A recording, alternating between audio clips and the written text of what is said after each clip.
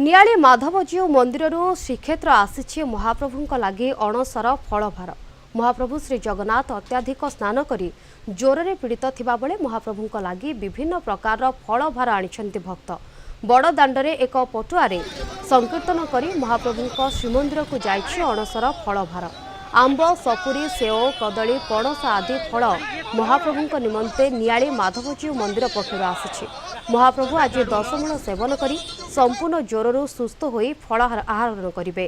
पुरीरू अधिक सूचना ए बाबद देउछन्ति आम पुरी रिपोर्टर पिंटू साहू।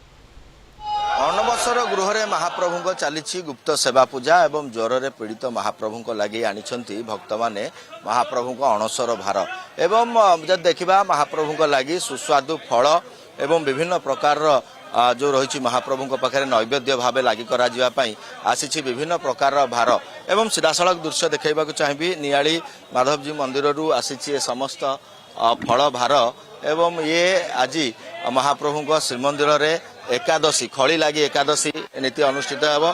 महाप्रभु ज्वर धीरे धीरे उपशम लाभ करूँ आसुँच भक्त मैंने आम सीधा सड़क आलोचना करें। कौन कहे ये महाप्रभु लगी ये श्रद्धार जो आनी भार क्यों आसुँच आपण मैंने कौन सब आनी? जय जगन्नाथ। मु ऑल ओडिशा गोपाल यादव महासंघ राज्य संपादिका। आमर गोटे प्रथा अच्छे जे गोपाल घर होती जगन्नाथ मामू घर, माधवजी होती जगन्नाथ मामू घर।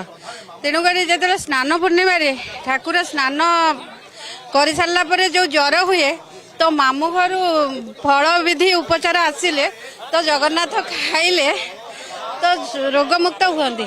तापर गुंडीचार जगतनाथ जगन्नाथ समस्त को दर्शन दिखते। आमर एत आम माने सब फल आनीचु एमती कौ फल ना आम धरिक आसीचु जगापाई आ जगा खाइबे। आम माई मामू समस्ते धाई आसीचु नियाली सबु जिलार आमर प्रत्येक जिलार भाई माने गोपाल भाई माने आसीचु भार नहींकि आमर एतिक भाग्य जे आम गोपाल कूल जन्म होइचु।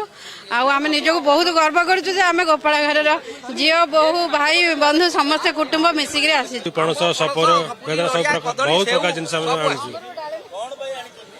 प्रभु को ज्वर होता भार आस सीधा सड़क दृश्य आप देखुं महाप्रभु ज्वर में पड़ी महाप्रभु एवं से महाप्रभु लगी किसी फल आसी मानवीय नीला जो भाव साधारण लोकटे ज्वर हेले फल खाई था एवं से भाव यही महाप्रभुंर ज्वर एवं भक्त माने महाप्रभु लगी यही अणवसर जो फल भार रही नहीं आसुँच। पुरी वीडियोग्राफर संबित मिश्र पिंटू साहू, कलिंग टीवी।